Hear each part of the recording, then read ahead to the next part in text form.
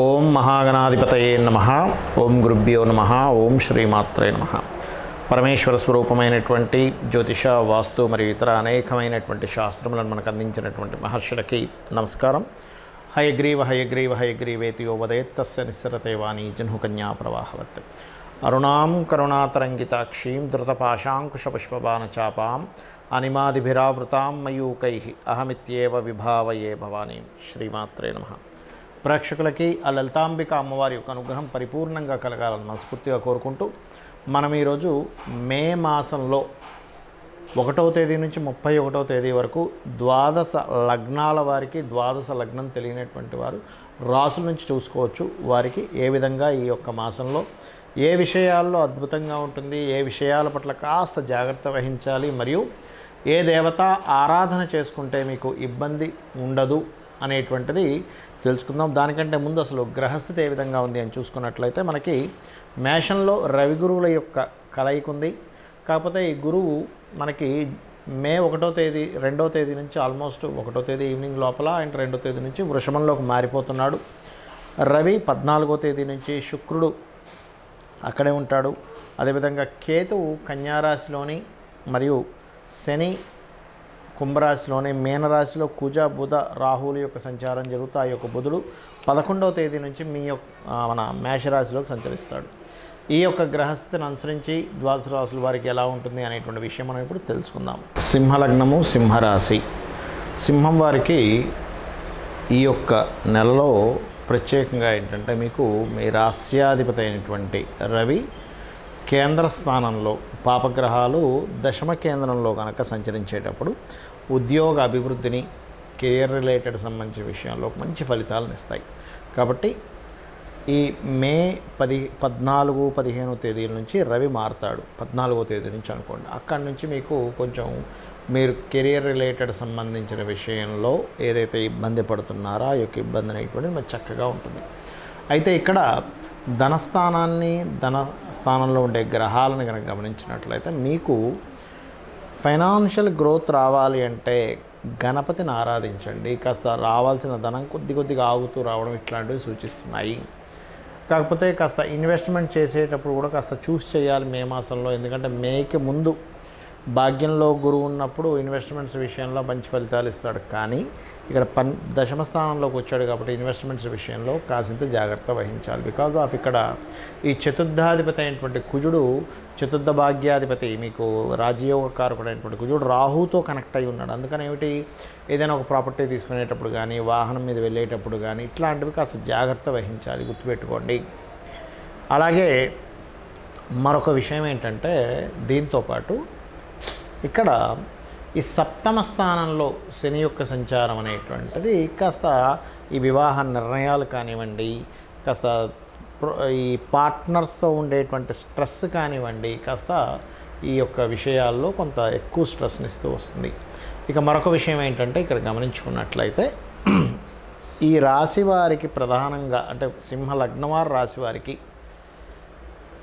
మీరు సోషల్గా ఏదైతే ముఖ్యంగా రాజకీయ నాయకులు మాట్లాడుతుంటారో కొన్నిసార్లు చిన్న విషయం మాట్లాడినా అది అద్భుతంగా ప్రజల్లోకి వెళ్తూ ఉంటుంది. ఒక్కోసారి మనం ఎంత గొప్ప విషయాలు మాట్లాడుతున్నా సరే ముందుకు వెళ్ళదు. కానీ ఎప్పుడైతే మీకు ఈ దశమ స్థానంలో, రాజ్యస్థానంలో రవి గురువుతో కలిసి ఉంటాడో రాజకీయ నాయకులకి, సినిమా ఫీల్డ్ వాళ్ళకి, అదేవిధంగా క్రియేటివ్ సంబంధించి ఏదైనా క్రియేటివ్గా చేసేటువంటి వాళ్ళకి ఇది చాలా గొప్ప యోగాన్ని ఇస్తుంది అనేటువంటిది చాలా స్పష్టంగా గోచరిస్తుంది ఇక్కడ.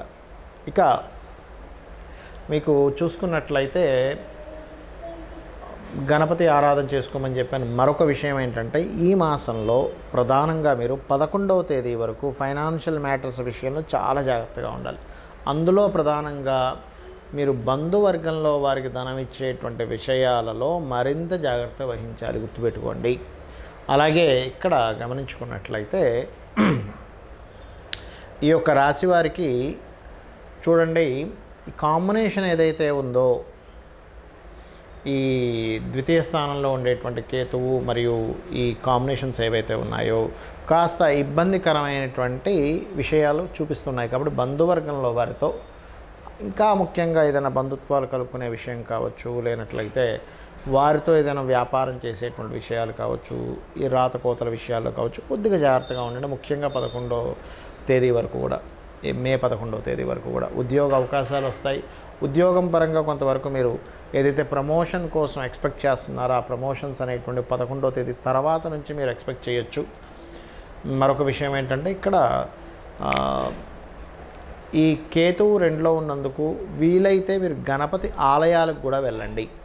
దత్తాత్రేయుడి యొక్క స్తోత్ర పఠనం ఎక్కువగా చేయండి. ఎప్పటి నుంచో సంతానం కోసం ప్రయత్నం చేస్తున్నాండి, అవ్వట్లేదు అనుకునేటువంటి వాళ్ళకి సంతాన యోగము మరియు గృహ వాహన సంబంధించిన యోగాలు కూడా ఉన్నాయి. కానీ కాస్త వాహనం మీద వెళ్ళేటప్పుడు మాత్రం కాస్త స్లోగా వెళ్ళండి. 4వ అధిపతి అయినటువంటి కుజుడు రాహుతో కలిసి ఉన్నందుకు బయలుదేరే ముందు ఒక్కసారి ఆంజనేయ స్వామిని కానీ దుర్గాదేవిని కానీ మనసులో తలుచుకొని బయలుదేరండి. అన్ని విధాలా మీకు బాగుంటుంది. చాలామంది నన్ను అడుగుతుంది ఏంటంటే, ఏమంటే మాకు జాతక చక్రం లేదు, డేట్ ఆఫ్ బర్త్ తెలియదు, టైం తెలియదు, నక్షత్రం తెలియదు, మరి మేము ఈ మే మాసంలో ఎటువంటి జాగ్రత్తలు తీసుకోవాలి? మనం జనవరి ఆల్మోస్ట్ డిసెంబర్ నుంచి చెప్తూ వస్తున్నాం. ఫిబ్రవరి నుంచి మే వరకు ఉన్నటువంటి కాంబినేషన్ ఏదైతే ఉందో సాటర్న్ అంటే శని రవి, శని కుజ, అదేవిధంగా కుజ రాహు ఈ కాంబినేషన్స్లో వెళ్తున్నాయి.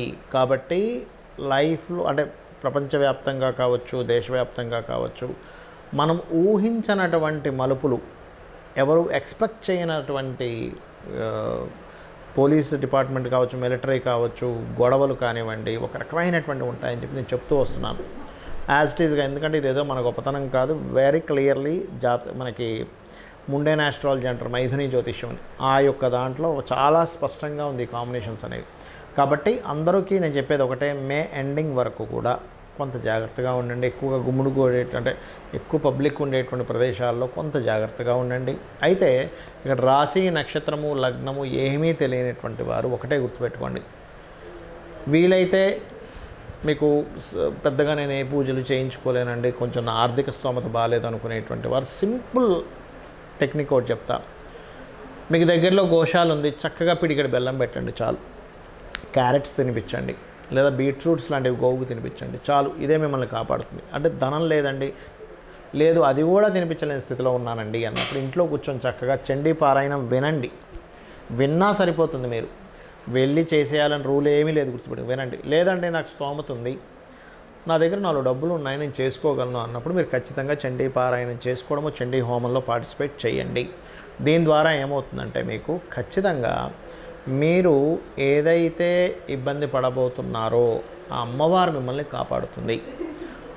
అదేవిధంగా కాస్త కుజుడికి, శనికి దానాలది ఇవ్వండి, లేదా కుజ శని గ్రహాల దగ్గర దీపారాధన చేయండి. ఇవి రాశి నక్షత్రం గ్రహం తెలియకపోయినా ఇవి చేయడం ద్వారా మీకు ఈ మంత్ చాలా బాగుంటుంది. బికాజ్ ఆఫ్ కాంబినేషన్స్, అంటే కర్మకారకుడు ఈ శని కుజ రవి ఈ కాంబినేషన్స్తో కనెక్ట్ అయి ఉన్నాడు. కాబట్టి ఈ గ్రహాలకు చేసుకోవడం ద్వారా మీరు చేసే ప్రయత్నము ధనం కోసం కావచ్చు, ఉద్యోగం కోసం కావచ్చు, ఖచ్చితంగా బాగుంటుంది. అయితే ఇక్కడ చాలామందికి ఏంటంటే, ఏమండి మరి మేము అంటే కొంతమంది అడుగుతూ ఉన్నారు, నాకు దాని గురించి చెప్తున్నాను. ఈ గోచారం గురించి చెప్తున్నారు, లగ్నం గురించి అంటున్నారు, కాసేపేమో రాశి గురించి అంటున్నారు, అసలు ఏది తీసుకోవాలని అడుగుతూ ఉన్నారు. మీకు లగ్నం కనుక తెలిస్తే లగ్నం నుంచే మీ యొక్క గ్రహస్థితిని పరిశీలన చేసుకోవాలి. అంటే గోచార గ్రహాలు కూడా తెలియదు, లగ్నం తెలియదు, రాశి నుంచి చేసుకోవచ్చు సెకండ్ ఆప్షన్. ఎందుకంటే మీరు ఇప్పుడు ఏదైతే అనుభవిస్తున్నారో ఈ జన్మలో, అది భోగం కావచ్చు, రోగము కావచ్చు, నిస్సహాయ స్థితిలో ఉండడం కావచ్చు, ఏవైనా కానీ మీరు అనుభవిస్తున్నారంటే మీరు పోయిన జన్మలో చేసినటువంటి మంచి కర్మ లేదా దుష్కర్మ. కాబట్టి ఈ యొక్క జన్మలో మీకు బాగా బాగుండాలి అంటే పూర్వజన్మలో చేసిన పుణ్యకర్మ రావాలి. ఇబ్బంది పడుతున్నారంటే పాపకర్మ కనెక్ట్ అయిందని అర్థం. అది మీ జన్మజాతకంలో ఉండే లగ్నము, మీ జాతచక్రంలో ఉండే గ్రహాల స్థితిని బట్టి జ్యోతిష్శాస్త్రం చాలా స్పష్టంగా చెప్తూ ఉంటుంది. అంటే మీరు జన్మించిన సమయం, తేదీ, నెల, సంవత్సరం, ప్రాంతం వీటన్నిటిని తీసుకుని మీ లగ్నం ఎలా ఉంది, లగ్నాన్ని బట్టి మనిషి యొక్క తత్వం ఉంటుందండి. అసలు మనిషినే చూడకుండా చాలా స్పష్టంగా లగ్నాన్ని చూసి ఈ వ్యక్తి ఇలాంటి వ్యక్తి అని చెప్పొచ్చు. అదే జ్యోతిషాస్త్రం యొక్క గొప్పతనం. అతని యొక్క ధనస్థానాన్ని బట్టి అతను ఏ ప్రయత్నం చేస్తే ఇతనికి ఫైనాన్షియల్గా బాగుంటుంది, ఏ దేవతా ఆరాధన చేసుకుంటే ఇతనికి పూర్వజన్మలో ఉన్నటువంటి పాపము తొలగిపోయి ఫైనాన్షియల్ గ్రోత్ పెరుగుతుంది అనేటువంటి చాలా స్పష్టంగా చెప్పొచ్చు. ప్రయత్నాలు కావచ్చు, గృహం ఏ దిశలో నివసిస్తే బాగుంటుందని కావచ్చు, ఎటువంటివి చదివితే ఇతనికి భవిష్యత్తులో బాగుంటుందని కావచ్చు, ఇప్పుడున్న నడుస్తున్నటువంటి మహాదశ ఎలా యోగిస్తుంది, ఒకవేళ యోగించాలంటే ఏం చేసుకోవాలి. చాలామంది ఏమనుకుంటారంటే జ్యోతిషాస్త్రం అంటే యోగించట్లేదంటే ఏదో వేలు లక్షలు పెట్టి పూజలు చేయించుకోవాలనుకుంటారు. అది పూర్తిగా తప్పండి. మీ దగ్గర ధనం లేదు, అమ్మవారి నామాన్ని రూపాయి ఖర్చు లేకుండా ఇంట్లో కూర్చొని చేసుకోవడం ద్వారా మీరు ఉద్ధరింపబడతారు. ఈ కలియుగానికి ఉన్నటువంటి గొప్పతనం అలాంటిది. అంటే చక్కగా ఇంట్లో కూర్చున్నారు, డబ్బులు లేవు, ఏమి టెన్షన్ పడకండి, నాకేదో గ్రహస్థితి ఇలా అయిపోతుంది అలా అయిపోతుంది, ఏం టెన్షన్ పడకండి. చక్కగా ఇంట్లో కూర్చొని శ్రీమాత్రే నమః చేసుకుంటే మీ పనులు మీరు చేసుకోండి. అలానే ఇంట్లోనే కూర్చొని ఏ పని చేయొద్దని చెప్పట్లే. ఇంట్లో మీకు ధనం లేకపోతే శ్రీమాత్రే నమః అనలేరా? అనగలరుగా, చక్కగా అనండి, సరిపోతుంది. అమ్మవారే రక్షిస్తుంది. అమ్మ ఎలా రక్షిస్తుందో అలా చక్కగా అమ్మవారు రక్షిస్తుంది. మీకున్నటువంటి స్థితి ఏదైతే ధనం కోసమా, లేకపోతే ఉద్యోగం కోసమా, వ్యాపార అభివృద్ధి అవ్వట్లేదా, ఖచ్చితంగా అమ్మవారు మిమ్మల్ని రక్షించి తీరుతుంది. కాకపోతే ఏంటంటే మీరు ఫిక్స్ అవ్వాలి, నేను ఇది చేస్తున్నాను, నన్ను అమ్మవారు రక్షిస్తుంది. ఇంకా ఫైనల్ ఇంకోటి మరొకటి లేదు, ఈ విశ్వాన్ని మొత్తం ఇంత పెద్ద విశ్వాన్ని నడిపిస్తున్న అమ్మవారికి మీ చిన్న ప్రాబ్లం తీర్చడం పెద్ద కష్టమా అనేటువంటిది ఒక్కసారి మీరు ఆలోచించి మీ ప్రయత్నం మీరు చేయండి. జాతక చక్రంలో ఉన్నటువంటి దోషాలు ఏమున్నా సరే తొలగిపోతాయి. మరి మీకు ఇక్కడ సందేహం కలగొచ్చామండి ఈ గోచార ఫలితాలు ఎందుకు చెప్పుకుంటున్నామని. గోచారము జాతకము రెండు కనెక్ట్ అయినప్పుడు మనకు ఒక మంచి ఇన్సిడెంట్ జరగడానికి బాగుంటుంది. గోచారం అనుకూలంగా లేనప్పుడు, మన జాతకం అనుకూలంగా లేనప్పుడు ఎటువంటి సిచ్యువేషన్స్ మనకు ఏర్పడతాయని చెప్తున్నటువంటిదే గోచారం. అంటే మనం ఒక ప్రయత్నం చేస్తున్నాం, ఒక దగ్గరికి వెళ్ళాలి, ట్రాఫిక్ జామ్ ఉంది, మనం ఆలస్యం అవుతుంది, మన ప్రయాణం ఫ్రీగా ఉంది, చాలా ఫ్రీగా వెళ్ళిపోతాం. దట్ ఈజ్ గోచారం. అంటే బయట ఉన్న సిచ్యువేషన్స్, బయట ఉన్న మార్కెట్, ఇవన్నీ గోచారం అనుకుంటే మన ప్రయత్నం మన జన్మజాతకం. కాబట్టి నేను చెప్పినటువంటి ఈ యొక్క పరిహార మార్గాన్ని చేసుకుంటూ మీ యొక్క జీవితాన్ని ఆనందమయం చేసుకుంటారని మనస్ఫూర్తిగా ఆ అమ్మవారిని కోరుకుంటూ శ్రీమాత్రే నమః.